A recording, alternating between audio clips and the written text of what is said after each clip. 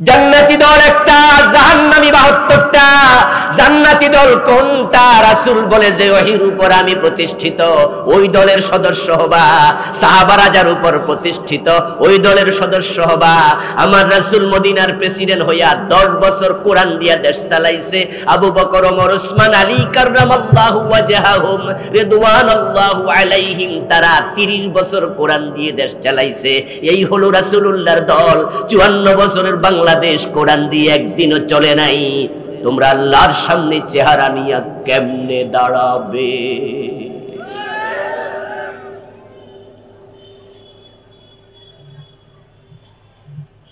আমাদের ওয়াজগুলোকে কেউ কেউ মনে করে নামাজ রোজার ওয়াজ না করে রাজনীতির ওয়াজ কেন করে?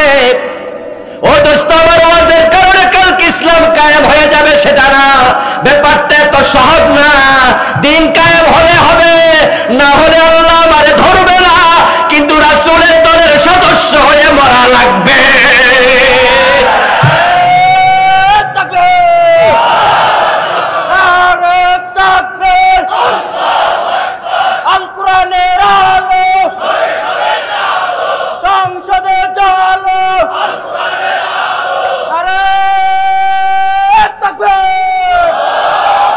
আপনাদের কাছে আমার প্রশ্ন, আমি বলেছি নবীজির ইসলাম চলমান, এটা সমুদ্রের পানির মতো, এটাকে বাদ দিয়ে কেউ থামাতে পারবে না। পানির মাঝখানে বাদ দিলে পানি যেমন বাদ ভেঙে চলে যায়। গত 15 বছর তারা চেয়েছিল ইসলামী আন্দোলনগুলোকে থামাতে, যারা থামাতে চেয়েছে তারাই দেশ থেকে পালিয়ে দিল্লিতে চলে গিয়েছে। ইসলামী আন্দোলন, নবীজির ইসলামকে কেউ থামাতে পারবে না, এটা চলমান। উদাহরণ দিয়েছি, নবীজির জোহরের নামাজের ফরজ কয় রাকাত? আমাদের কয় রাকাত? উনার মাগরিবের ফরজ 3 রাকাত, আমাদের কয় রাকাত? উনার রমাদানের রোজা, আমাদের রমাদানের রোজা পার্থক্য হয়েছে? তো নবীজি কোরআন দিয়ে দেশ চালিয়েছে, সাহাবী যে কোরআন দিয়ে দেশ চালিয়েছে, ওই কোরআন বাংলাদেশে আছে না নাই? নবীর কোরআন দিয়ে হাদিস দিয়ে দেশ চালাতে চায় এমন কিছু ইসলামী দলও আছে না নাই? তো তুমি তার ভিতরে কেন ঢুকলে না? সাক্ষী মুসলিম, উকিল মুসলিম, হাতে হ্যান্ডকাপ নিয়ে দাঁড়িয়ে আছে যে পুলিশ, তারাও মুসলিম, কিন্তু সেই আদালতে ইসলাম দিয়ে 54 বছরে কোনো বিচার হয় না। বিচার হয় ব্রিটিশ খ্রিস্টানদের আইনে। তো মুসলিম আছে আদালতে, ইসলামটা নাই। ব্যবসা বলেন, অর্থনীতি বলেন, রাজনীতি বলেন, এই 54 বছরে আমরা দেখলাম যে এ দেশের ব্যাংক, বিমা, কোন জায়গাতে ইসলাম নাই, কিন্তু সব জায়গায় আব্দুল্লাহ, আব্দুর রহমান আছে। এই জন্য আল্লামা ইকবাল রাহেমাহুল্লাহ উনি বিলেত সফর করে ফিরে এসে বলেছিলেন, আমি বিলেতে ইসলাম পেয়েছি, মুসলিম পাইনি, আর ভারতবর্ষে আমি মুসলিম পেয়েছি কিন্তু ইসলাম পাইনি। ও দেশে এত আব্দুল্লাহ, আব্দুর রহমান নাই, ওখানে আছে সব খ্রিস্টানদের নাম, অমক তমক যত আছে উল্টা পাল্টা নাম, কিন্তু সে দেশের মানুষের মাঝে ইসলামের চর্চা আছে। ওরা মিথ্যা কথা বলে না, ওরা ওজনে কম দেয় না, ওরা মালে বেজাল দেয় না, ওরা মানুষকে ঠকায় না, ওরা প্রতারণা করে না, ওরা জুলুম করে না, ওদেরকে ঘোষ দিয়ে বিচার উল্টানো যায় না, ওরা ক্ষমতা দখলে রাখার জন্য ছোট্ট বাচ্চাদের বুকে গুলি চালায় না। ও দেশে যারা মুসলিম আছে তারাও নিরাপদ থাকে, বিনা দোষে কোনো মুসলিমকে তারা অন্যায় ভাবে অ্যারেস্ট করে না, ফাঁসি তো দূরের কথা। কিন্তু আব্দুল্লাহ, আব্দুর রহমানের বাংলাদেশে দেখো, শুধু ক্ষমতা ধরে রাখার জন্য জুলাই আন্দোলনে প্রায় 2000 মানুষকে খুন করা হয়েছে। নবীজি সাল্লাল্লাহু আলাইহি ওয়াসাল্লাম পৃথিবীতে কেন এসেছেন, আল্লাহ এই আয়াতে কারিমাতে সেটা তুলে ধরেছেন। মেসেজ আল্লাহ আমাদেরকে শোনাচ্ছেন। নবীজি পৃথিবীতে কেন এসেছেন এটা আমাদের জানার প্রয়োজন আছে কিনা? কেন জানবো আমরা? জানার কারণ, নবীকে আমাদের মানতে হয়, অনুসরণ করতে হয়। নবীকে অনুসরণ করা উম্মতের জন্য নফল না ফরজ? ফরজে কিফায়া, নাকি ফরজে আইন? এর মানে দু চারজনে মানলে চলবে? দু চারজন মানলে অন্যদের দায়িত্ব হয়ে যায়, এটার নাম ফরজে কিফায়া। ফরদুন কিফায়াতুন আনিল কুল। ফরজে কিফায়া মানে হচ্ছে এমন ফরজ যেটা অন্যদের থেকে আদায় হয়ে যায়। যেমন জানাজার নামাজ সবাই না পড়লে অসুবিধা নাই, কিছু লোকে পড়লে বাকিদের কোনো গুনাহ নাই। কিন্তু জোহরের নামাজ এটা সবাই পড়তে হবে। তো নবীকে অনুসরণ সবাইকে করতে হবে, রাসূলকে অনুসরণ না করলে জান্নাত পাওয়া যায় না। নবীজি সাল্লাল্লাহু আলাইহি ওয়াসাল্লামকে অনুসরণ করা ফরজ। এখন যদি নবীকে মানতে হয়, মানা আগে না জানা আগে? তো নবীজি কেন এসেছেন এটাই জানলেন না, তো মানবেনটা কি? আল্লাহ নবীজি সাল্লাল্লাহু আলাইহি ওয়াসাল্লামকে কোন লক্ষ্যে কোন উদ্দেশ্যে পৃথিবীতে পাঠালেন, কোরআন মাজিদের 3টা সূরাতে আল্লাহ তাআলা আলোচনা করেছেন। সূরা সাফ আয়াত নাম্বার 9, সূরাতুল ফাতহ আয়াত নাম্বার 28, সূরাতুত তাওবা আয়াত নাম্বার 33। এই 3টি সূরাতে আল্লাহ তাআলা প্রিয় নবীজিকে কেন দুনিয়ায় পাঠাইছেন, উদ্দেশ্য কি, সেটা আল্লাহ নিজে বলেছেন। যাকে যে উদ্দেশ্যে তৈরি করা হয়েছে সেটা যাই হোক, যদি সে উদ্দেশ্যের পূর্ণতা সাধন করতে না পারে তাহলে তাকে তৈরি করাটা সফল না, বরং এটা ব্যর্থ। এই মোবাইলকে মূলত বানানো হয়েছে কথা তারবিহীন আউটগোয়িং করবে, সাথে অন্যগুলো কাজ আছে। মোবাইল দিয়ে আমরা হিসাবপত্র করি না? কথা বলেন না কেন? বিভিন্ন জায়গায় আলো না থাকলে, টয়লেটে গেলে হঠাৎ করে বিদ্যুৎ চলে গেলে আমরা কি মোবাইল দিয়ে আলো জ্বালাই না? আচ্ছা, মোবাইল দিয়ে টর্চ লাইট ব্যবহার করার উদ্দেশ্যে আমরা কোনোদিন মোবাইল কিনছি? এটা হলো ভিন্ন ব্যবহার।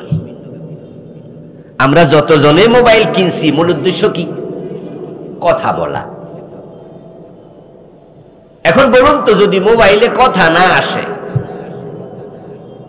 এটা কথা যায়ও না আসেও না, তাহলে যে বানাইছে এটা চলবে আর ফালাই দিব? ব্যর্থ। উদ্দেশ্যের পূর্ণতা চাই। এই মাইক বানানো হয়েছে কেন? ছোট শব্দ বড় করে দেবে। যদি এই মাইক এখন ছোট শব্দ বড় না করে তাহলে আমরা এটা ফালাই দেব, মাহফিল কমিটি খেপে যাবে, এই বেটা তুই করলি কি, মাহফিলটা মাটি বানাই দিলি। উদ্দেশ্যের পূর্ণতা নেই, ব্যর্থতা।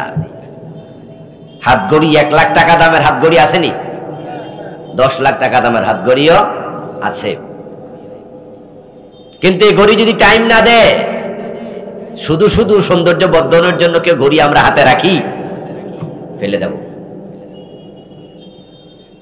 যাকে যে জন্য বানানো হলো, যদি সেই পারপাস সার্ভ করতে না পারে তাহলে এটা ব্যর্থতায় পর্যবসিত হয়, ডাস্টবিনে ফেলে দেয়া হয়, এটার দাম থাকে না। এজন্য যে জিনিস, যে বস্তু যাকে যে জন্য বানানো হয়েছে ওটার পূর্ণতা, তাকে সাধন করার মাঝে রয়েছে তার সফলতা। সফলতার বিপরীতে কি? এতগুলো মানুষ কথা কয় না কে রে ভাইয়েরা? সফলতার বিপরীতে কি? সব কথা আমার দিয়ে কন যাব না, নিজেরও কিছু কইেন, হেও মেও না কইলে সামনে আগায় না। এখন নবীজিকে আল্লাহ যে জন্য পাঠাইছে, আল্লাহ কোরআন শরীফের কয়টা সূরাতে বলছে? 3 সূরাতে বলছে। নবীজিকে পাঠানোর পিছনে আল্লাহর একটা উদ্দেশ্য আছে, সেটা তিনি 3 সূরাতে বলছেন। এখন নবীজি সাল্লাল্লাহু আলাইহি ওয়াসাল্লামের জীবনের উদ্দেশ্যটা কি, কেন পাঠালেন আল্লাহ তাআলা, এটা আমাদের কাছে তিনি কোরআনের আয়াত নাজিল করে জানালেন, আমাদেরকে এটা শোনালেন। তিনি এটা দ্বারা বোঝাতে চান নবীকে অনুসরণ করা তোমাদের জন্য ফরজ। তাই নবী যেমন উম্মতের জীবন হবে তেমন, নবী যেমনে খাইছে উম্মত সেভাবে খায়, নবী যেমনে ঘুমাইছে উম্মত সেভাবে ঘুমায়, নবী যেমন রুকু করেছেন উম্মত সেভাবেই রুকু করে। নবীজি যা বলেন সেটাই ইসলাম, নবীজি যা করেন সেটাই ইসলাম। আমার নবী হলেন জীবন্ত কোরআন। নবীজিকে অনুসরণ করা মানে আল্লাহকে মেনে চলা। নবীজিকে মানা যে কথা, আল্লাহকে মানা সেম কথা, সেই কথা। এটা কোরআনের আয়াত।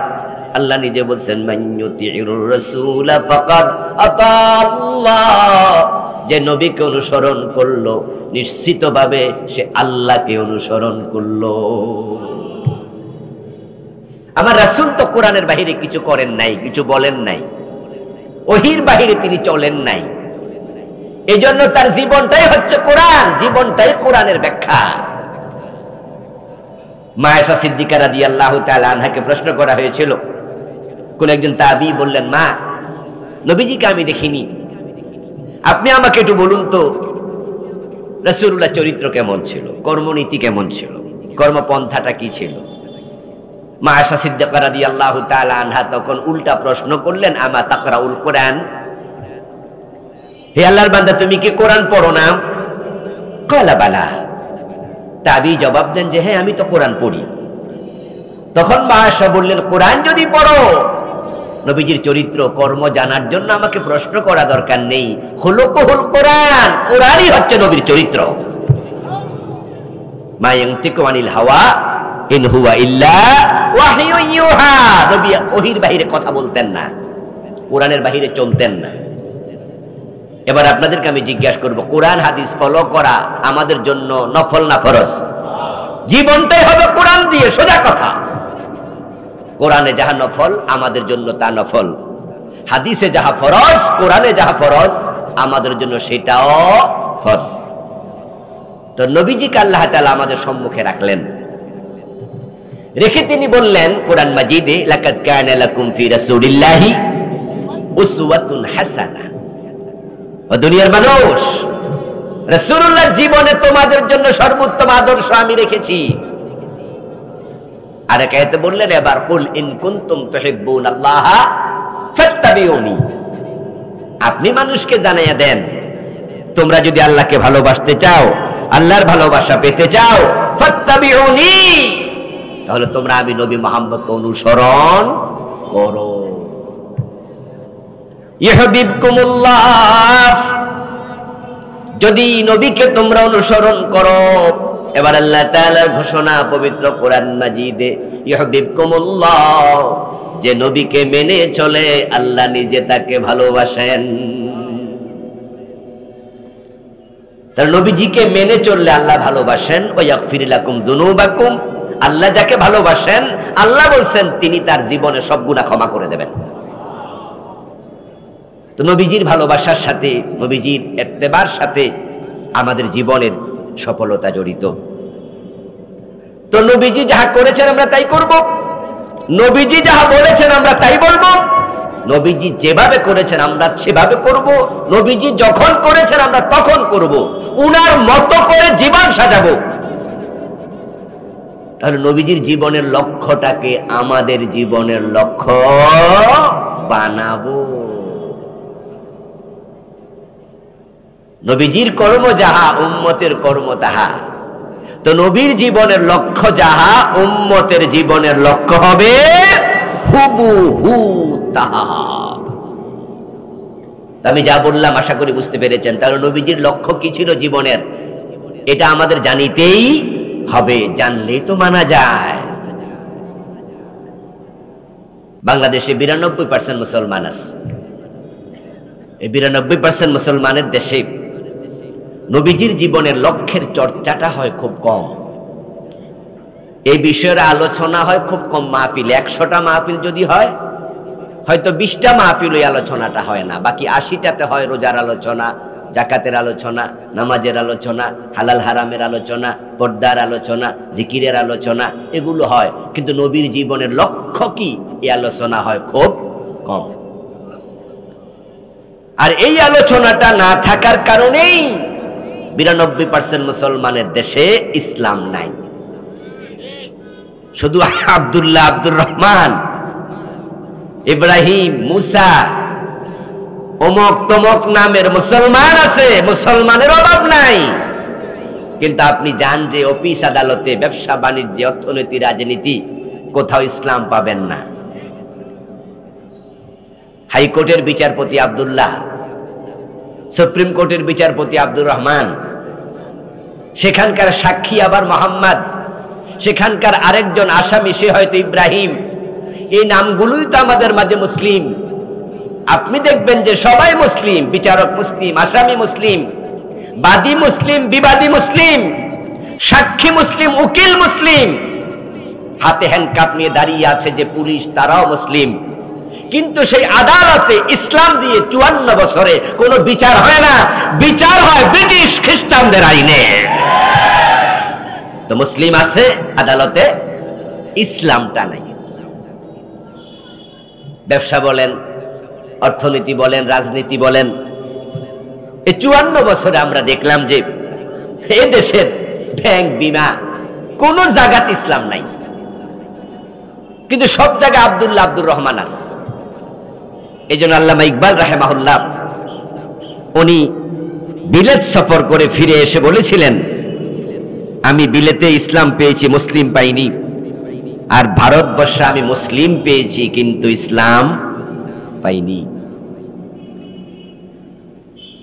ও দেশে এত আব্দুল্লাহ, আব্দুর রহমান নাই, ওখানে আছে সব খ্রিস্টানদের নাম, অমক তমক যত আছে উল্টা পাল্টা নাম। কিন্তু সে দেশের মানুষের মাঝে ইসলামের চর্চা আছে। ওরা মিথ্যা কথা বলে না, ওরা ওজনে কম দেয় না, ওরা মালে বেজাল দেয় না, ওরা মানুষকে ঠকায় না, ওরা প্রতারণা করে না, ওরা জুলুম করে না, ওদেরকে ঘোষ দিয়ে বিচার উল্টানো যায় না, ওরা ক্ষমতা দখলে রাখার জন্য ছোট্ট বাচ্চাদের বুকে গুলি চালায় না। ও দেশে যারা মুসলিম আছে তারাও নিরাপদ থাকে, বিনা দোষে কোনো মুসলিমকে তারা অন্যায় ভাবে অ্যারেস্ট করে না, ফাঁসি তো দূরের কথা। কিন্তু আব্দুল্লাহ, আব্দুর রহমানের বাংলাদেশে দেখো, শুধু ক্ষমতা ধরে রাখার জন্য জুলাই আন্দোলনে প্রায় 2000 মানুষকে খুন করা হয়েছে। চলছে জুলুম, চলছে অত্যাচার। ওরা পরিষ্কার পরিচ্ছন্নতার সবক নিয়েছে, ইসলামের বিধানগুলো তারা মানে। আমি সেপ্টেম্বর মাসের 29 তারিখে দুদিনের সফরে জাপানে গিয়েছিলাম, এ গত 1.5 মাস 2 মাস আগে। ছোট্ট একটি সফর আমার ছিল, আমি বিস্মিত হয়েছি তাদের পরিচ্ছন্নতা, জ্ঞান, শৃঙ্খলা বোধ দেখে। জাপানের রাস্তাঘাটে আমি ময়লা দূরের কথা, একটা কাগজের টুকরাও দেখি নাই। অথচ ইসলাম আমাদেরকে শিখিয়েছে আত-তাহারাতু শাতরুল ঈমান, পরিচ্ছন্নতা, পবিত্রতা ঈমানের অংশ। আমরা ঘুম থেকে উঠলে ইসলাম আমাদের শিখিয়েছে, তুমি ঘুম থেকে উঠেছো ফজরের সময়, দায়িত্ব হলো ফার্স্টলি নামাজ পড়ো, আর নামাজ পড়তে হলো তোমাকে আগে পবিত্রতা অর্জন করতে হবে। ইযা কুমতুম ইলাস সালাতি ফাগসিলু উজুহাকুম ওয়া আইদিয়াকুম ইলাল মারাফিক। ইসলাম কত সুন্দর করে আমাদের শিখায়। তুমি এবার ওযু করে নাও, ওযু করার জন্য তোমার মশকে পানি রেখেছো, এখন মশকের ভিতরে হাতটা তুমি ঢুকিয়ে দিও না। নবীজি বললেন, তুমি জানো না আইনা বাতাত ইয়াদাক, রাতের বেলায় তুমি যখন ঘুমিয়েছো তখন তোমার 2 হাত কোথায় ছিল? হতে পারে চুলকানোর জন্য তোমার দেহের এমন কোন জায়গায় হাত গেছে যেখানে ময়লা লেগে গেছে। এখন তোমার মশকের ভিতরে, তোমার মগের ভিতরে, জগের ভিতরে হাত ঢুকাইলে পুরা পানিটা নষ্ট হয়ে যাবে। তাই তুমি আগে সেখান থেকে কিছু পানি দিয়ে হাত ধুয়ে তারপরে প্রয়োজনে এবার মশকের ভিতরে হাত দিয়ে মুখ ধো। আমার রাসূল যেখানে পবিত্রতা খুঁটিয়ে খুঁটিয়ে আমাদেরকে শিখাইছে, এখন দেখেন এই পবিত্রতা, পরিচ্ছন্নতা, নাজাফাত, ক্লিননেস, এগুলো ইহুদি খ্রিস্টানরা নিয়া তাদের শহর পরিচ্ছন্ন, কোনো ময়লা নাই। আর আমরা 92% মুসলমান, আমাদের শহরের অবস্থা এমন, রাস্তার মাঝখানেও কেউ কেউ প্রস্রাব করতে চায়। সুযোগ ফেলে রাস্তার মাঝখানে প্রস্রাব করে দিয়েছিল, ময়লা তো ফেলবেই। এজন্য আল্লামা ইকবাল রাহিমাহুল্লাহ বলছিলেন যে আমি বিলেতে ইসলাম পেয়েছি কিন্তু মুসলিম পাইনি, এখানে মুসলিম পাচ্ছে কিন্তু ইসলাম নাই।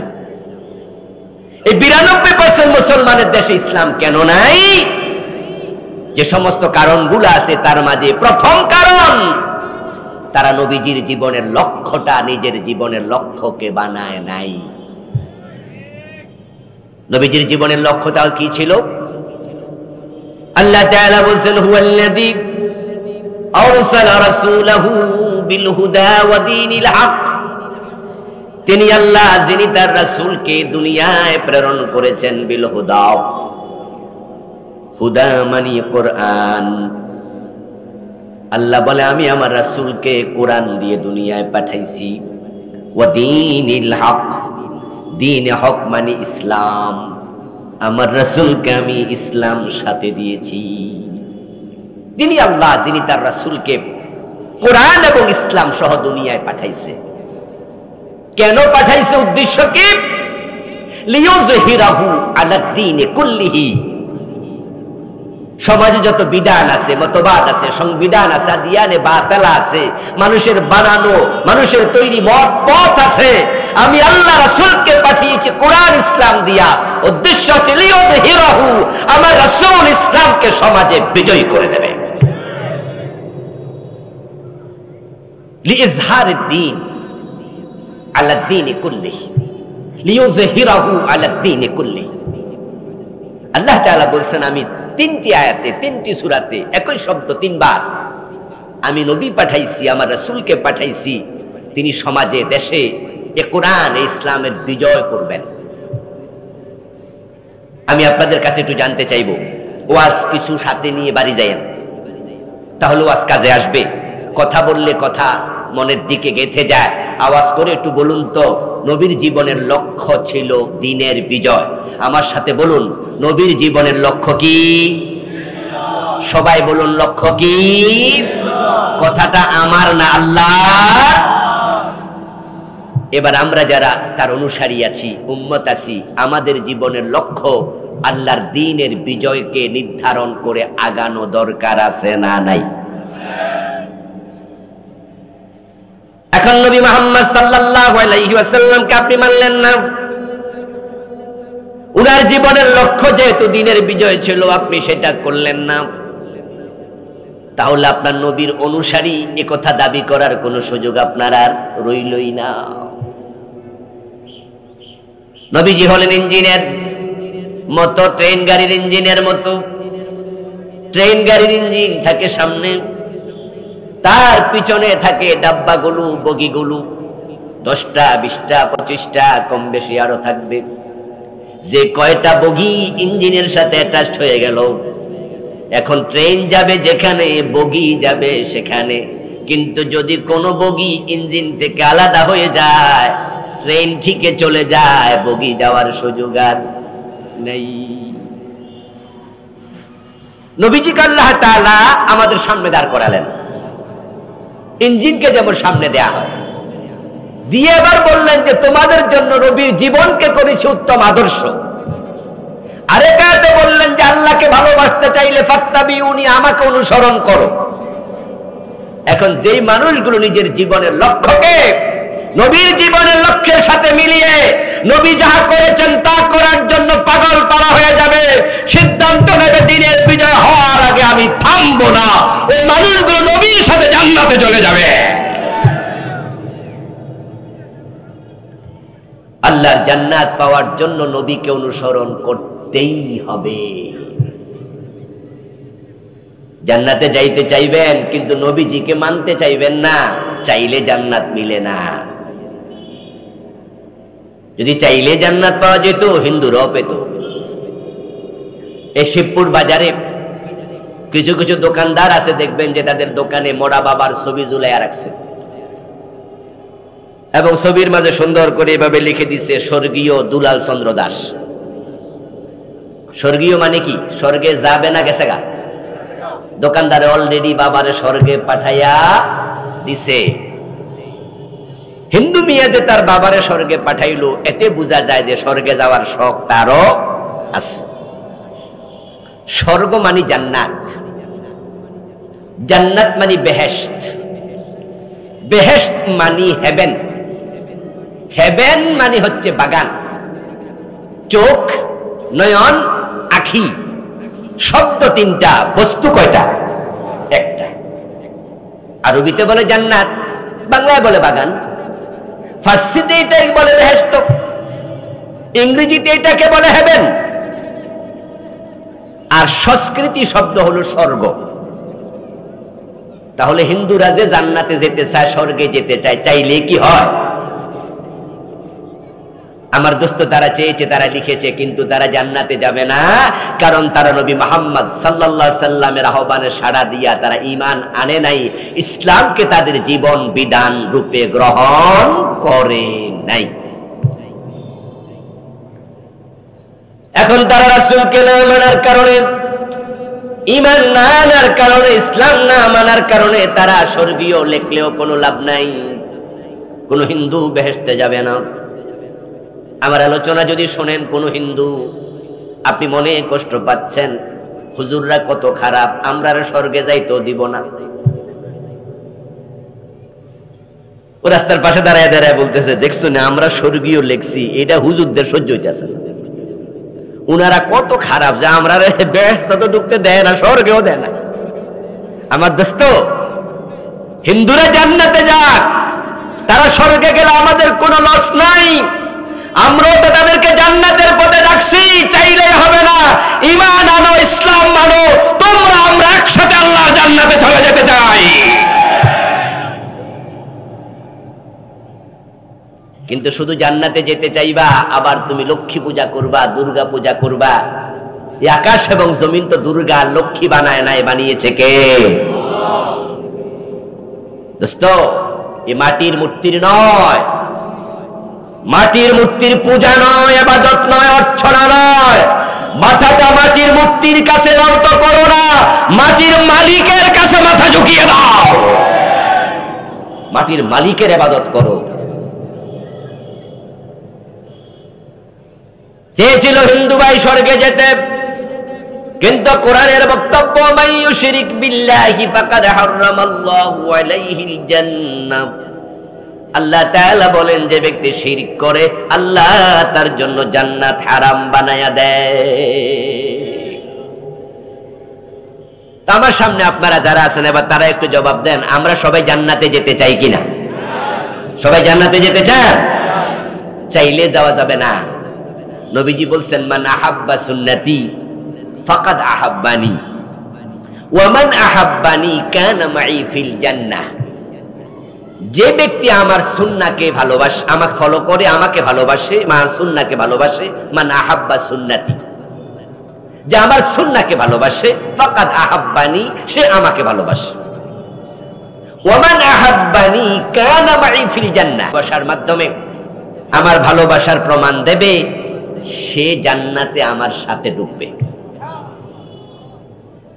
তাহলে নবীজি আমাদেরকে শোনালেন যে জান্নাতে যেতে হলে তার সুন্নাহকে ফলো করিতেই হয়।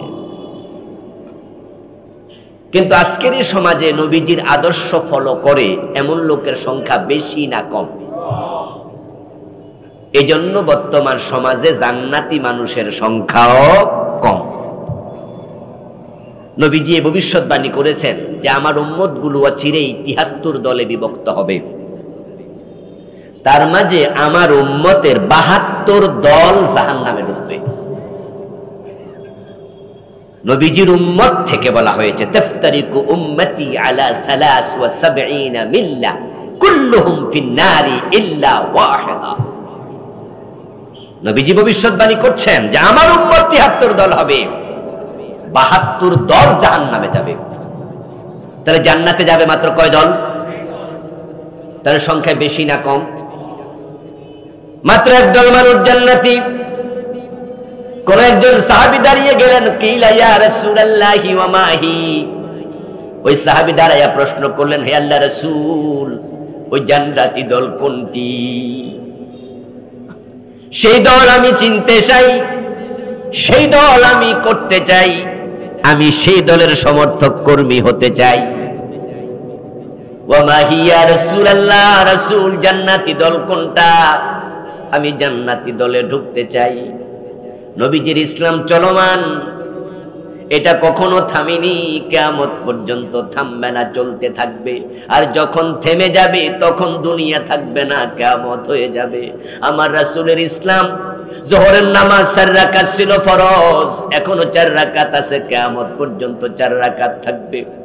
আমার রাসূলের ইসলামে মাগরিবের ফরজ 3 রাকাত ছিল, কখনো এটা কমেনি, বাড়েনি, ভবিষ্যতেও কমবে না, বাড়বে না, এটা থাকবে। আমার রাসূলের ইসলামে রমজানের রোজা ফরজ ছিল, এটা ছিল, থাকবে।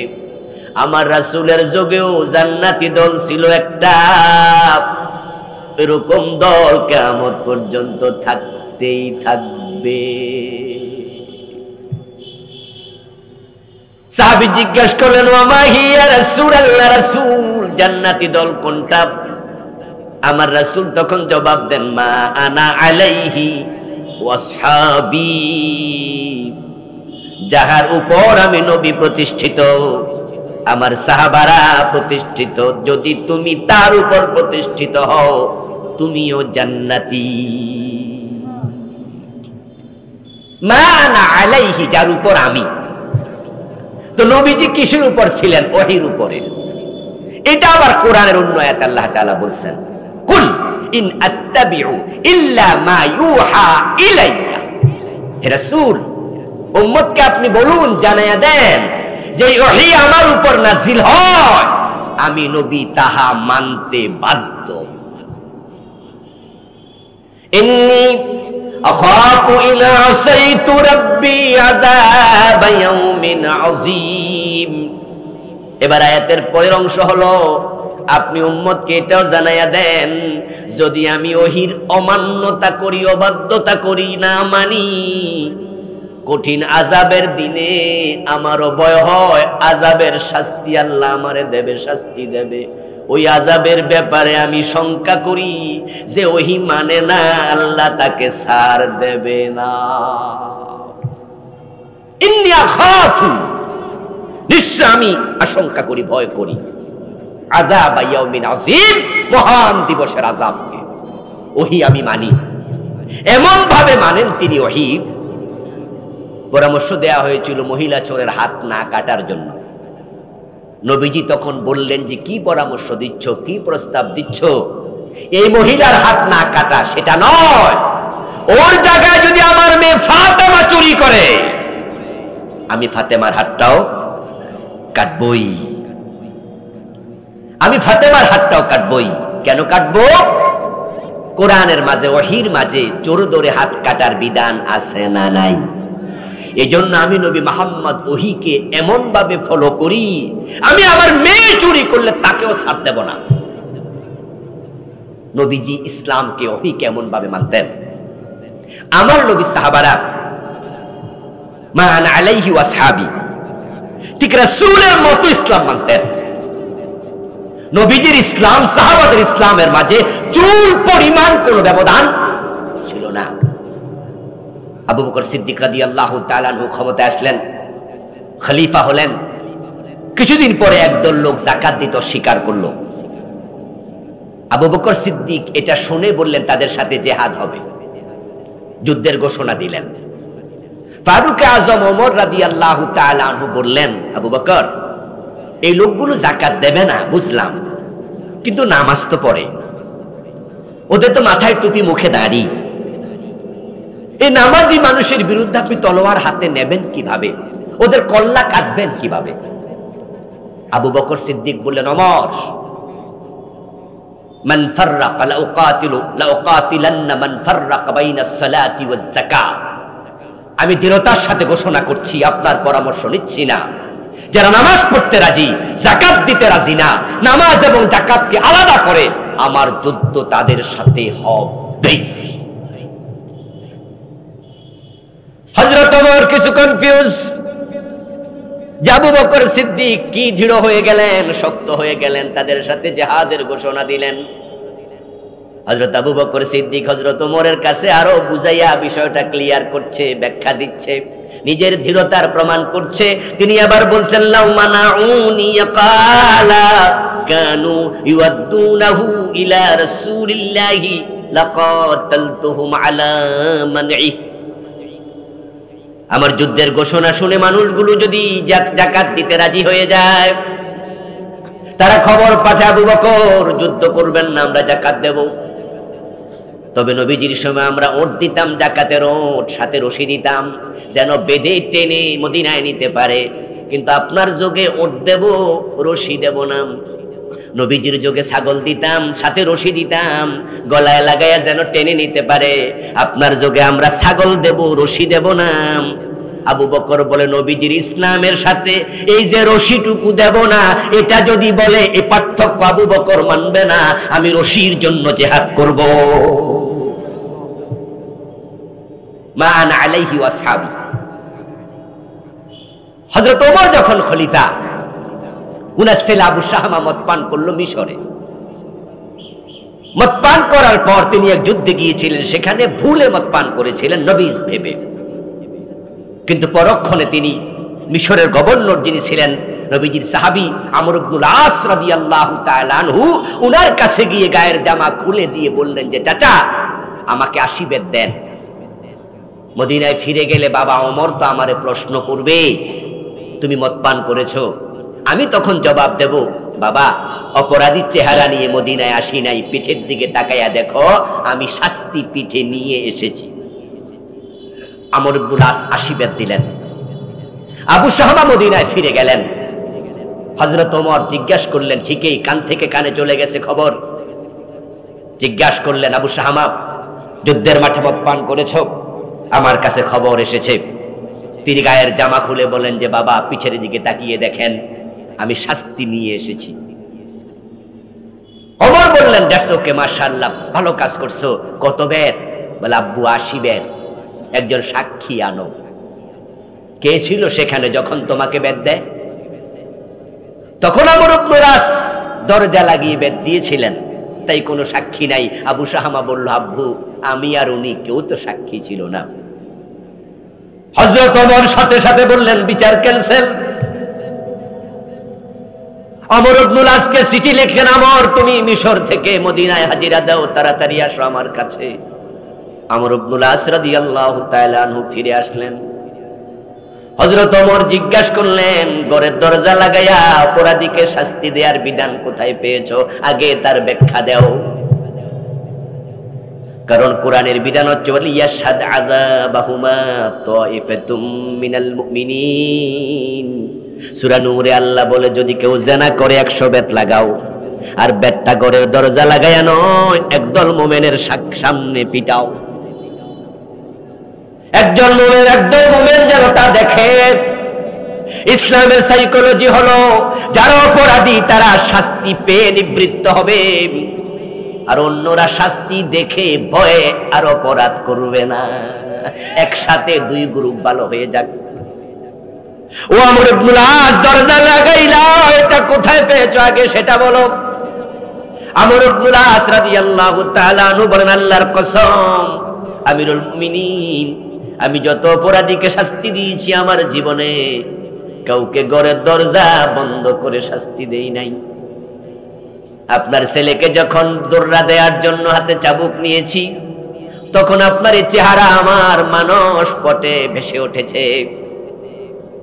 আপনি ওমর আপনার ছেলেকে মানুষের সামনে পিটালে আপনার ইজ্জতে আঘাত লাগতে পারে,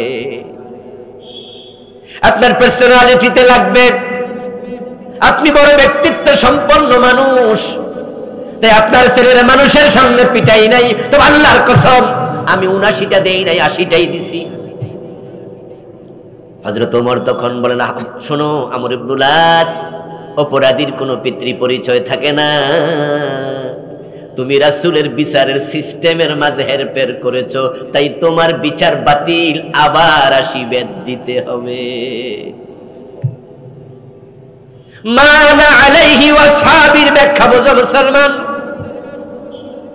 জান্নাতি দল একটা, জাহান্নামী 72টা। জান্নাতি দল কোনটা? রাসূল বলে যে ওহীর উপর আমি প্রতিষ্ঠিত ওই দলের সদস্য হবা, সাহাবারা যার উপর প্রতিষ্ঠিত ওই দলের সদস্য হবা। আমার রাসূল মদিনার প্রেসিডেন্ট হইয়া 10 বছর কোরআন দিয়া দেশ চালাইছে। আবু বকর, ওমর, ওসমান, আলী কাররামাল্লাহু ওয়াজহাহুম রিদওয়ানাল্লাহু আলাইহিম, তারা 30 বছর কোরআন দিয়ে দেশ চালাইছে। এই হলো রাসূলুল্লাহর দল। 54 বছরের বাংলাদেশ কোরআন দিয়ে একদিনও চলে নাই। তোমরা আল্লাহর সামনে চেহারা নিয়ে কেমনে দাঁড়াবে?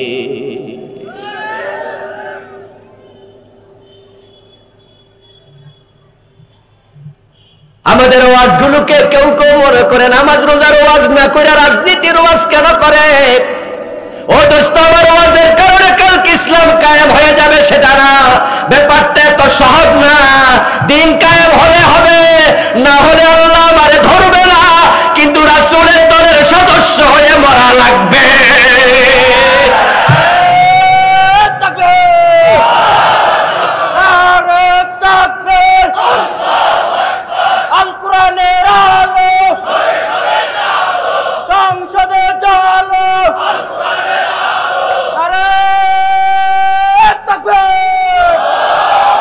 আপনাদের কাছে আমার প্রশ্ন, আমি বলেছি নবীজির ইসলাম চলমান,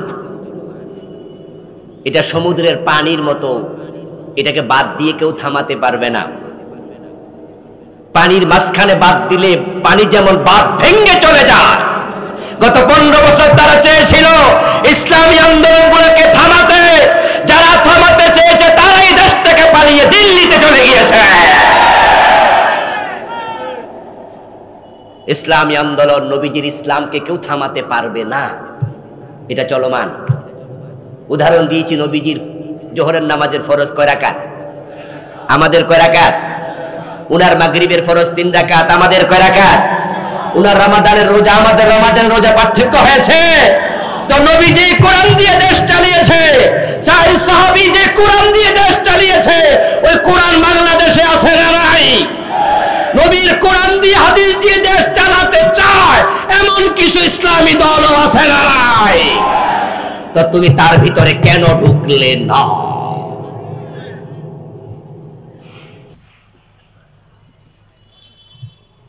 মরে যাবেন তো, আজরাইল এসে যাবে যে কোনো দিন। আপনি দিন কায়েমের দলে, কোরআনের বিজয়ের দলে আপনি আসেন নাই, ওহীর পক্ষে আপনি ছিলেন না, বরং আপনি মাইকের সামনে, টেলিভিশনের ক্যামেরায় সাক্ষাৎকার দিয়ে বলছেন যে আমরা শরিয়া আইনে বিশ্বাস করি না। আবার আপনি বলছেন যে মেয়েরা অধিকার দেয়নি পুরুষকে 4 বিয়ে করার। 4 বিয়ের কোন বিধান বাংলাদেশে চলুক এমন দেশ আমরা চাই না। আপনি এক নেতা বলবেন শরীয়ত মানেন না, আরেক নেতা এসে বলবেন 4 বিয়ের ইসলামী আইন আমরা মানি না। আরে কোন পুরুষ 4 বিয়ে করবে কে করবে না সেটার বিধানও ইসলামে আছে, কিন্তু আপনি সরাসরি যদি বলেন যে 4 বিয়ে চলবে না, সরাসরি আপনার অবস্থান আল্লাহর কোরআনের বিরুদ্ধে। শরিয়া আইন আপনি মানবেন না, কি বললেন এটা? শরিয়া মানে তো ইসলাম, শরীয়ত মানে তো নামাজ, শরীয়ত মানে তো রোজা, শরীয়ত মানে তো চোর ধরে হাত কাটা, শরীয়ত মানে তো জিনা করলে 100 বেত লাগানো, শরীয়ত মানে তো হচ্ছে মদ পান করলে 80 বেত লাগানো, শরীয়ত মানে তো রোজা, শরীয়ত মানে তো হজ। তো শরীয়ত মানি না মানে ইসলাম মানি না। আর এগুলো শোনার পরেও আপনি সে দলের সদস্য থাকবেন, ওদেরকে সহযোগিতা করবেন, আবার নিজে জান্নাতের স্বপ্ন দেখবেন। জান্নাত কি মামুর বাড়ির কলা যে আবদার করলে পাওয়া যায়? এই জন্য প্রিয় নবীজি সাল্লাল্লাহু আলাইহি ওয়াসাল্লাম বলেছেন যে আমার উম্মত ৭৩ দল হবে, জান্নাতি 1 দল, শুধু কোরআনের দল, হাদিসের দল। মানুষ যখন মরে যায়, কবরে যখন লাশ রাখে, একটা দোয়া পড়া হয়, বিসমিল্লাহি ওয়া আলা মিল্লাতি রাসূলিল্লাহ। বাংলা অর্থ কি? বিসমিল্লাহি আল্লাহর নামে, ওয়া আলা মিল্লাতি রাসূলিল্লাহ, রাসূলের দলে দিয়ে দিলাম। আমরা যখন কবরে যাব সবাই কার দলে যাব? চুপ থাকা যাবে না, কথা বলুন, কার দলে? আপনি রাসূলের দলে যাবেন না তো পাবলিক আপনারা জোর করে তুলে দেবে। কারণ মরার পরে তো আপনার সাদা কাফন পড়াইয়া দুই মাথা কিন্তু বাইন্দা দিব, ঠিক না? ঠ্যাঙে কোরআন বানবো, মাথায়ও বানবো, ফলানোর জায়গা নাই, বাইন্দা দিয়ে বুঝাইছে যাইবি কই বেটা। তা আপনারে সাদা কাপড়ের ভিতরে ঢুকাইয়া তারপরে কবরে রাখার সময় সবাই মিল্লা কইব রাসূলের দলে দিলাম, কিন্তু তো রাসূলের দলে যেহেতু যেতেই হবে, মরার পরে যাবেন না, আজকে যাওয়া দরকার। কোরআন হাদিসের দলে যেতে হয়, যেহেতু আজকে যেতে হবে, কোরআনের দলে আসতে কে কে রাজি? দুই হাত তুলে দেখান।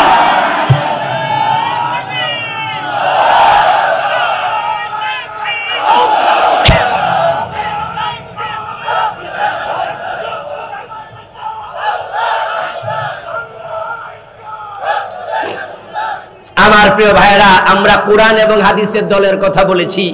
কোরআন এবং হাদিস কি বাংলাদেশি কোন রাজনৈতিক দলের কিতাব? এটা সকল মুসলমানের কিতাব। সুতরাং আপনি ভাববেন না আমি অমুক রাজনৈতিক দলের ভোট দিতে কইছি, আর মাঝখানে বইয়া বইয়া বলবেন যে মাহফিলে আইসে এরকম কয়।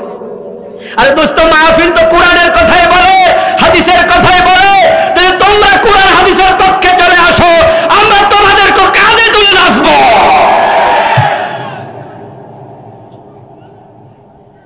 কিন্তু তোমরা বলবে আমরা শরিয়া আইন মানি না, তাহলে আমরা তোমাদের সাথে থাকি কেমনে? আমার প্রিয় ভাই, তওবা করো, ঈমান নবায়ন করো। মানুষ মাঝে মাঝে এমন কিছু কথা বলে, কথা বলার সাথে সাথে ঈমানটা চলে যায়। এজন্য প্রিয় নবীজি বলছেন জাদ্দিদু ঈমানাকুম বিকাউলি লা ইলাহা ইল্লাল্লাহ। তোমরা মাঝে মাঝে কালেমা পড়ে তোমাদের ঈমানকে নবায়ন করে নিও। নবীজি সাল্লাল্লাহু আলাইহি ওয়াসাল্লামকে আল্লাহ তাআলা দ্বীনের বিজয়ের জন্য পাঠালেন, যেটা নবীজির জীবনের লক্ষ্য। 3টি সূরা থেকে শোনালাম। এবার আপনাদেরকে একটু প্রশ্ন করব, যারা জবাব জানেন জবাব দিন।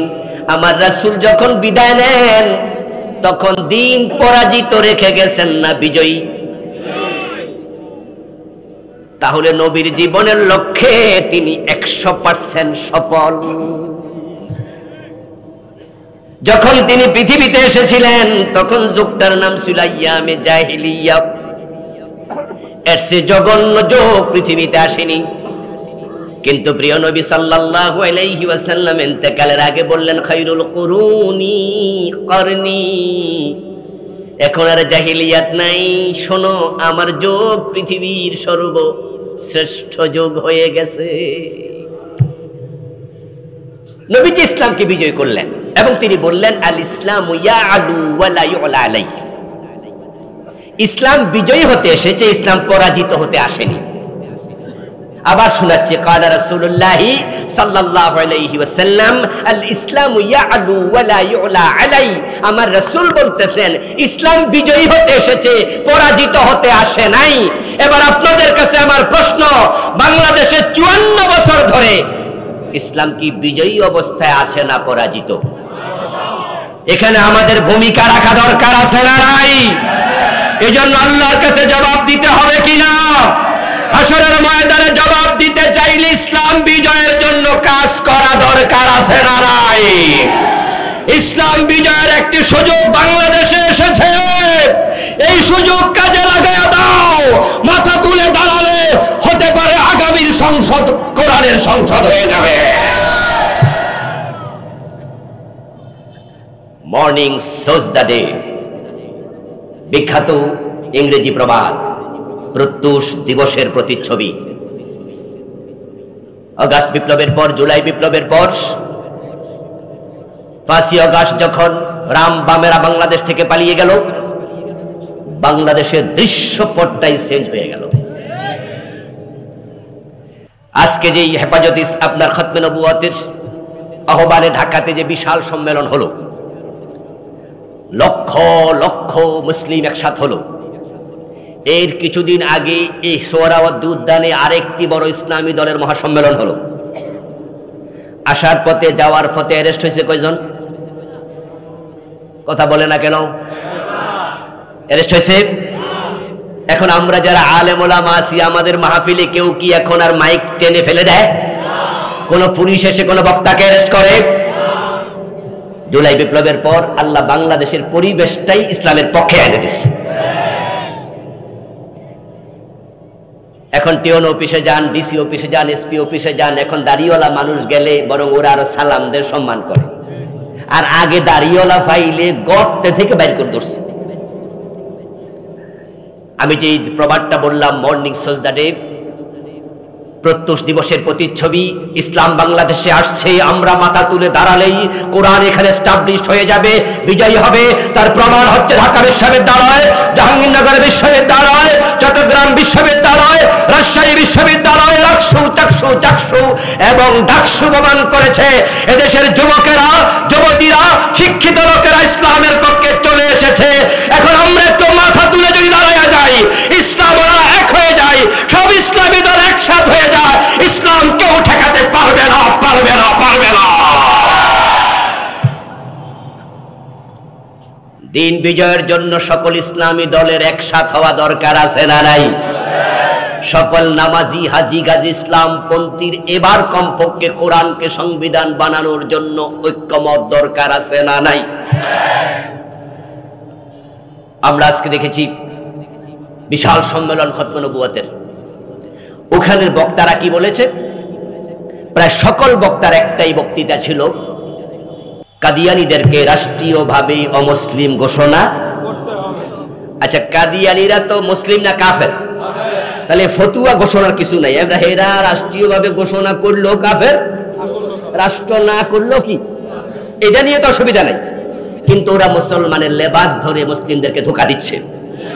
এজন্য আমাদের দাবি হলো তাদেরকে রাষ্ট্রীয়ভাবে অমুসলিম ঘোষণা করো। আচ্ছা, এই দাবিটা আজকে যারা করলো, লক্ষ লক্ষ মানুষ গেল, শত শত বক্তা বক্তৃতা দিল, এই দাবিটা কার কাছে করলো? রাষ্ট্র বর্তমানে চালাইছে কে? কথা বলে না কেন? নাম বলেন না কি? উনি কিন্তু মোহাম্মদ ইউনূস, দুই নবীর নাম উনার একসাথে আছে নাকি? নাকি নামের আগে শুরুতে কি আর শেষ দিকে কি, মানে দুই নবীর নামে একা লইয়া বয়ে রয়েছে। কিন্তু আপনাদের কাছে আমার প্রশ্ন, আসলে কি উনি কাদিয়ানীদেরকে কাফের ঘোষণা করবে? দোস্ত, তাল গাছের কাছে বেসেও না, পুরুষ গরুর কাছে বালতি নিয়ে দুধ দোহন করতে যেও না।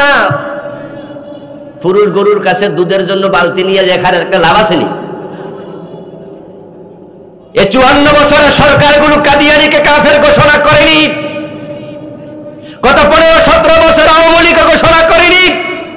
এর আগে বিএনপি সরকার ছিল, তারাও কাদিয়ানীকে কাফের ঘোষণা করেনি। ইউনূস মিয়াও করবে না। তাল গাছের কাছে বেল চাইয়া লাভ হবে না। আমি তো বলি, যে কলম দিয়ে কাদিয়ানীদেরকে কাফের ঘোষণা করা হবে, ওই কলমটার মালিক তোমরা হয়ে যাও। ইসলামী সরকার আসলে ঘোষণা আমরা নিজেরা করে দেব।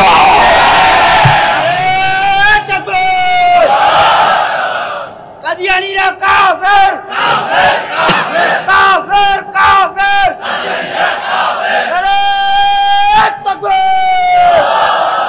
আমার প্রিয় ভাইরা, তাল গাছের কাছে বেল চাইলে যেমন পাওয়া যায় না, পুরুষ গরুর কাছে দুধ পাওয়া যায় না। এই জাতীয় যারা ইসলামী মানে না, ডক্টর ইউনূস মিয়াকে আমরা ইসলামওয়ালারা ক্ষমতায় বসালাম। এই জুলাই বিপ্লবের পিছনে অবদান কাদের বেশি? ইয়াদের, নাস্তিকদের, ওই রামবামদের। ওরা তো আগে জালেমদের, ফ্যাসিস্টের দোসর ছিল। যে 2000 শহীদ হয়েছে, তার মাঝে 14-1500 হলো নামাজি ইসলামওয়ালা পোলাপান, মাদ্রাসার ছাত্র, কলেজ ইউনিভার্সিটিতে নামাজ পড়ুয়া ছাত্র। আমাদের রক্তের উপর দিয়ে ডক্টর ইউনূস ক্ষমতায় বসলো, তারা আমরা আনলাম। আনার পরে উনি যে কমিশন বানালো সংস্কার, তার মাঝে 1 নাম্বারটা ছিল নারী নীতি সংস্কার, যেটার রিপোর্ট দিছে সবাই আগে 1 নাম্বারে দিছে।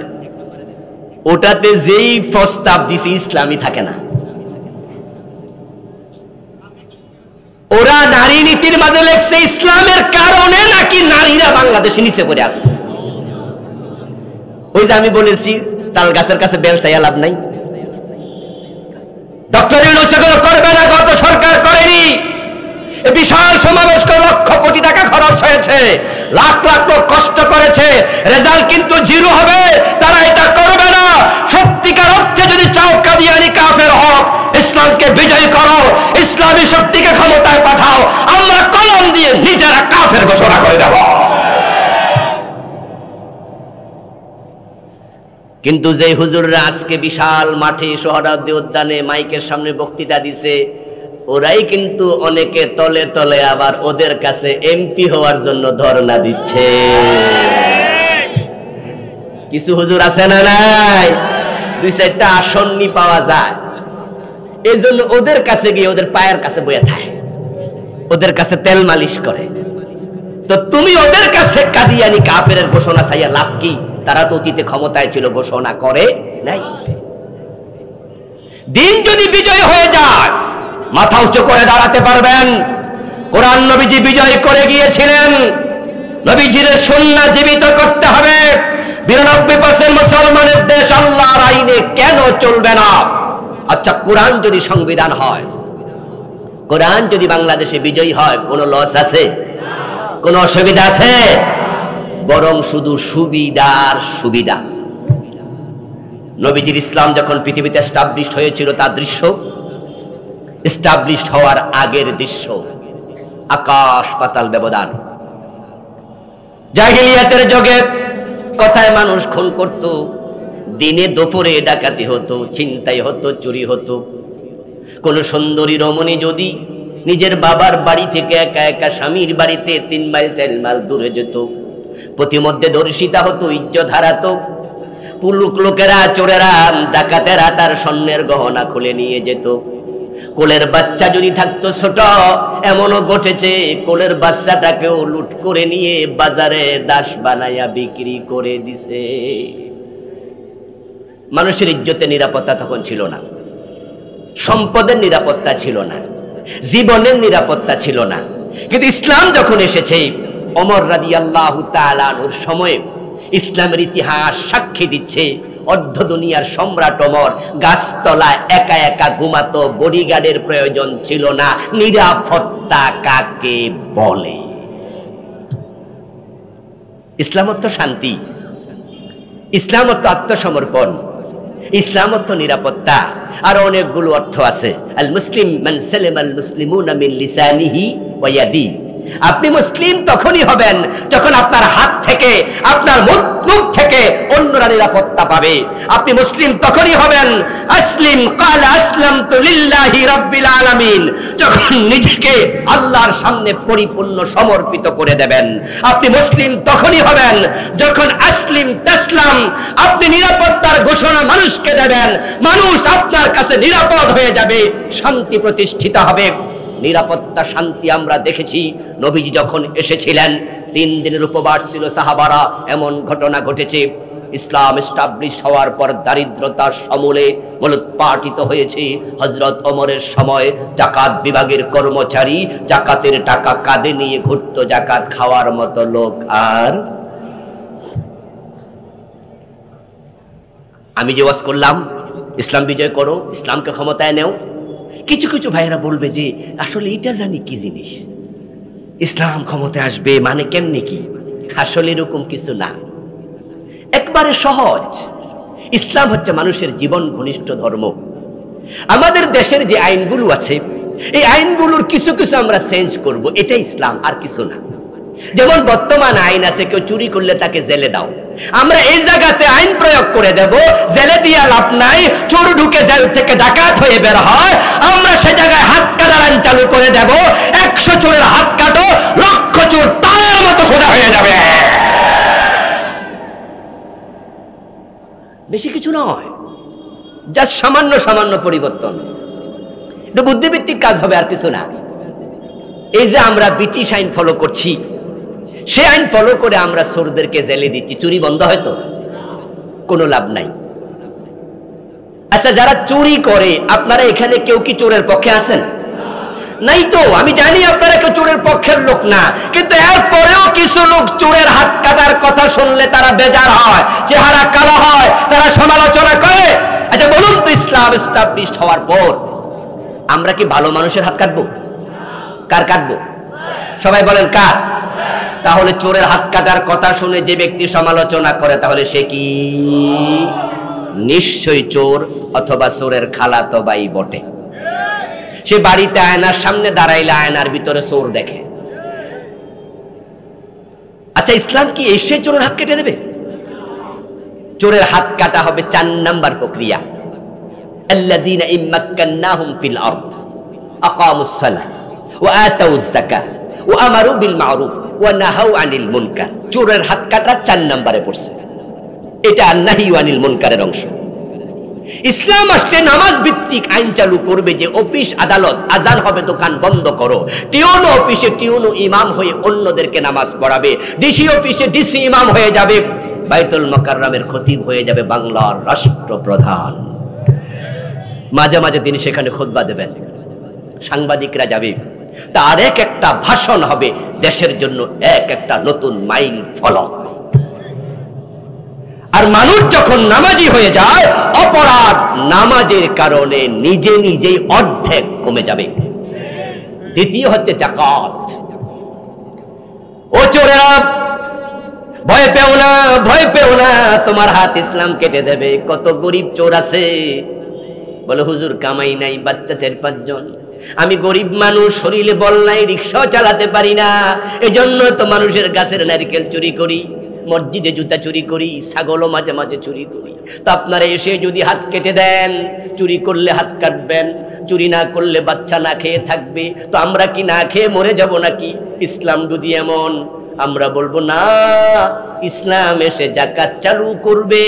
যাকাত গরিবের হাতে ওমরের মতো আটার বস্তা কাঁধে লইয়া নেতারা গরিবের বাড়িতে চলে যাবে। এখনকার নেতারা তো চুরি করে, নিজেরা দেশের টাকা কানাডায় পাঠায়। ইসলামী নেতারা আটার বস্তা কাঁধে নিয়ে গরিবের বাড়িতে যাবে।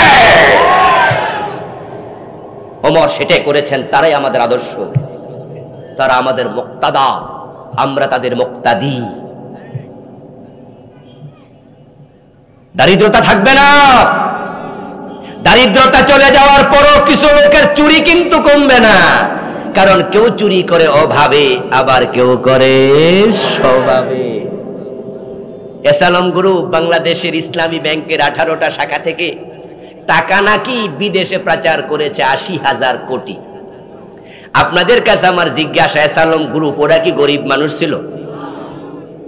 আজ থেকে 3 যুগ 4 যুগ আগে তাদের ঢাকা চট্টগ্রাম রোডে এসালম পরিবহন আমি দেখেছি, ক্লাস 2-3 বছর দেখেছি। তারা যদি আজ থেকে 40 বছর আগেই গাড়ি বাসের মালিক থাকে, কোটি কোটি টাকার মালিক থাকে, এবার যে 80,000 কোটি টাকা তারা চুরি করলো, বলুন তো এটা অভাবে না স্বভাবে? যারা কানাডায় বেগম পাড়া বানিয়েছে, এই দেশের আমলা, এই দেশের কিছু এমপি, কিছু মন্ত্রী, ওরা অভাবে না স্বভাবে? যাদের অভাব যারা চুরি করে স্বভাবে দেশের টাকা মারে, আওয়াজ দিয়ে বলুন তাদের হাত কাটার আইন বানানো দরকার আছে না? ইসলাম আসলে সেটাই হবে। এখন তো ব্রিটিশ আইনে আমরা জেলে দেই, আমি অবাক হই, কি একটা বাজে আইন। আচ্ছা, চোর কি ভালো মানুষ না খারাপ মানুষ? যারা চুপ করে আছেন তারাও বলেন না, চোর ভালো মানুষ না খারাপ মানুষ? ওকে যে আপনি 6 মাসে জেল দিলেন, বেটা ভাত খাওয়ার টাকা দিছে, তো মাগনা খাওয়ালেন কেন? ও তো খারাপ মানুষ। ওরে যে আপনি 3 বেলা খাওয়াইলেন, জেলে রাখা 6 মাস, সেটা একটা টাকা দেবে না। তাকে বিদ্যুতের বিল দিলেন, বিদ্যুৎ আলো দিলেন, পানি ব্যবহার করতে দিলেন, থাকার রুম দিলেন, সে কি ভাড়া দিছে? বিদ্যুতের বিল দিছে? তার পিছনে সরকারের টাকা খরচ হয় নাই? ধরেন যদি প্রতি মাসে একজন জেলের কয়েদির পিছনে খরচ হয় 10,000 টাকা, তাহলে চোরটার পিছনে 1 বছরে খরচ হবে 1,20,000 টাকা, নাকি? 6 মাসে 60,000 টাকা। সরকারি টাকা চোরের পিছনে খরচ করবে কেন? সরকার টাকা পেল কোথায়? উত্তর, আমার টাকা আপনার টাকা, ভ্যাট আর ট্যাক্স। এই মোবাইলে আপনি 100 টাকা যদি ভরেন, সাথে সাথে 15 টাকা ভ্যাট কেটে নেয়। একটা বিস্কিট কিনে খাবেন, ওটাও 15% ভ্যাট। 10 লাখ টাকা ইনকাম দেখাবেন, প্রতি লাখে 15,000 টাকা ট্যাক্স। তাহলে আমরা যারা একটু পয়সাওয়ালা মানুষ আছি, আমাদের 100 টাকায় 30 টাকা কিন্তু নাই। ভ্যাটে 15, ট্যাক্সে 15। সরকারকে আমরা 30 টাকা দিলাম চোরকে খাওয়ানোর জন্য, এটা তো হতে পারে না। চোরের পিছনে কোনো খরচ নাই। ইসলাম বলে ধরে হাত কেটে দাও, 1 টাকা খরচ হবে না। হাত কাটা চোর দেখে অন্য চোররা সোজা হয়ে যাবে, চুরিয়ে থাকবে না।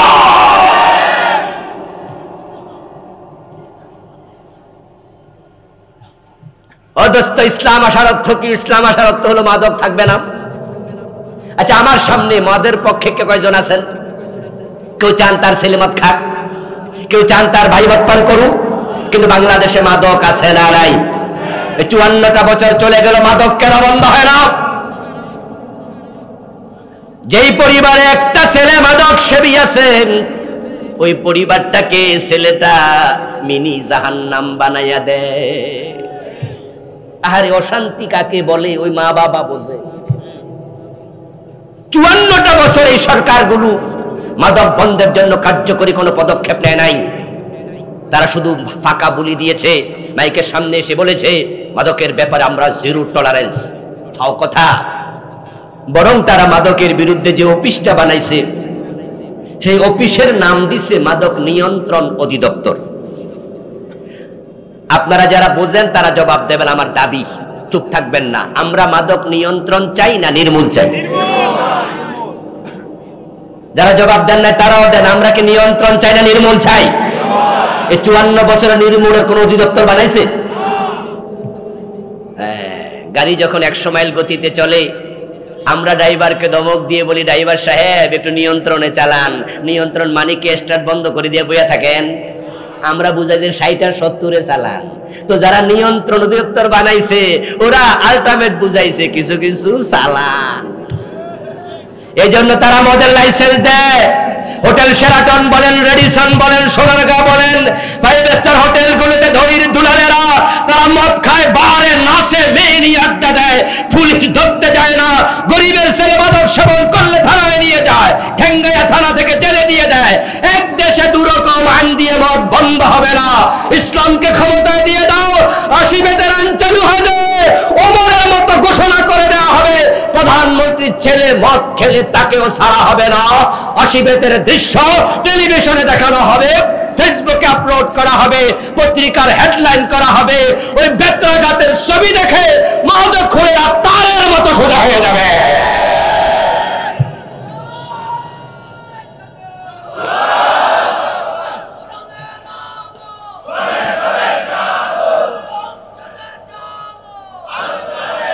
আমার প্রিয় ভাইরা,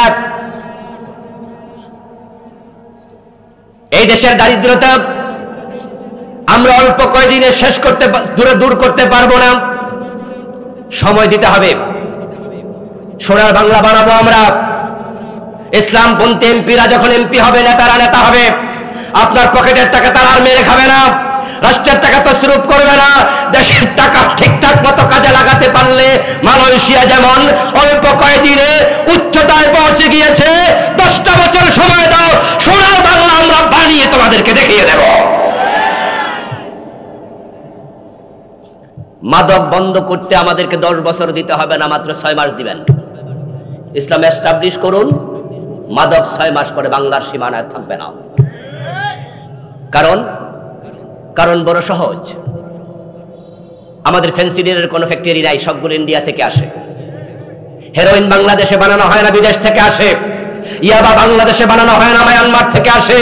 আমরা বিজিবিকে বলে দেব তোমরা সিরিয়াস হয়ে যাও, এয়ারফোর্সকে বলে দেব বিমান সিরিয়াস হয়ে যাক, নেভিকে বলে দেব নৌপথে মাদক আসবে না, 80 বেদের আইন চালু করে দেব, একসাথে চলবে, মাদক বাংলাদেশে 6 মাসে থাকবে না। এশার আজান হয়ে গেছে, সামনে আর কথা দেব না, বাড়ি থেমে যেতে চাই। আল্লাহ যেহেতু এবার একটি নতুন সূর্যোদয়ের সম্ভাবনা আমাদের দেখিয়েছেন, আমাদের সতর্ক হওয়া দরকার, সাবধান হওয়া দরকার, বুঝে শুনে আগানো দরকার। ইখতিলাফ আমরা ভুলে যাব।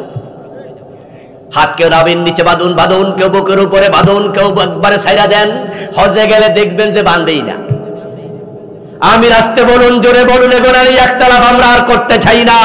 ইখতিলাফ থাক নিজের জায়গায়, আমাদের স্লোগান হবে একটাই, মাসলাক যার যার, ইসলাম হোক সবার। আলেমরা এক হলে জালেমরা লেজ তুলে পালাবে। আগামীর বাংলাদেশ কোরআনের বাংলাদেশ হোক, সেই লক্ষ্যে সব ইসলামওয়ালাকে আল্লাহ ঐক্যমত্য হওয়ার তৌফিক দাও।